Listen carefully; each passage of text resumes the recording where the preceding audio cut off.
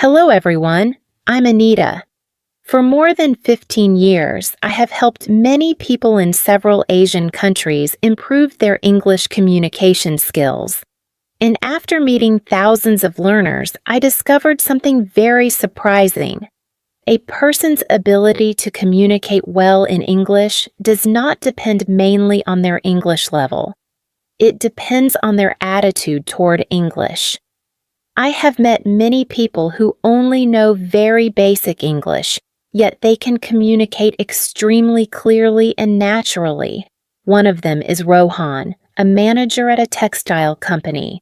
His vocabulary is limited, his grammar is simple, but he can listen, understand, and respond calmly, clearly, and very effectively. What makes people like Rohan different?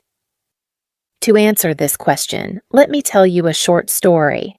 When my son was learning guitar, he was always scared of going to lessons because, to him, the guitar class was a place where he constantly worried about making mistakes, playing the wrong note, and being corrected by the teacher.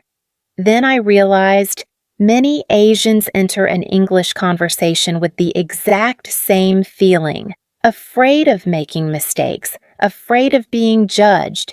In addition, everyone has a perfect English model in their heads, native-like pronunciation, fluent speaking, and because they haven't reached that level, they judge themselves as bad, not good, not confident enough to speak.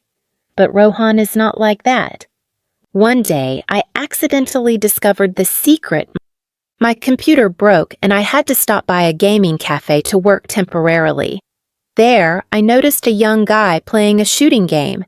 The interesting thing wasn't the game itself, but the way he handled repeatedly missing his shots.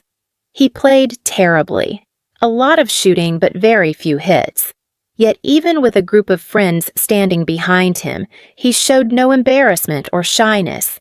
He was completely focused on his target and the mission he wanted to accomplish. And then I realized this is exactly the mindset of people who communicate well in English, even at a low level. They don't focus on mistakes. They don't care what others think of their pronunciation. They focus only on the person in front of them and the result they want from the conversation. Two types of English communicators. Sometime later, I met two saleswomen in the same pharmacy, and the difference between them perfectly showed this idea. 1. The first woman, good English, but anxious.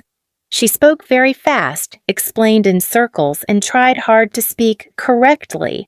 But in the end, I still didn't understand which product I should buy. 2. The second woman, weak English, but calm. She went straight to the point and spoke briefly. For the heart, use this one. For the brain, use that one. Which one do you need?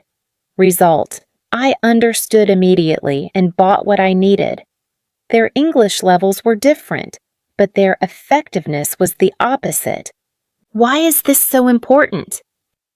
If you look at how English is used around the world, you'll see that most English conversations do not happen between native speakers. Most happen between non-native speakers talking to each other. This shows that English today is no longer the language of native speakers. It is a global communication tool, and this tool belongs to everyone. Just like using a phone or a computer, you only need to use it to achieve your goal, not to be perfect. Why do we freeze when we are scared of speaking? When you focus too much on speaking correctly, your listening ability drops. You're not really hearing the other person. Your speaking ability drops. The words you know suddenly disappear. You lose confidence, and people may misunderstand it as a lack of ability. So, what is the secret to speaking English confidently? Just change one thing. Don't focus on yourself. Focus on the person in front of you and the goal of the conversation. Communicate as if you are playing a game. You just need to complete the mission, not be perfect. Imagine a new generation of Asians who are not afraid of making mistakes, are not afraid of being judged, communicate confidently, and use English for its true purpose, to achieve results. Because English today is no longer an art to be graded. It is simply a communication tool, and that tool belongs to you. I hope my sharing today will help you feel more confident when learning English. Don't be afraid. Just say what you can. I believe you will succeed. And don't forget to subscribe to the channel, Mr. English Global Citizen, to follow upcoming podcasts with Anita. Goodbye, and see you next time.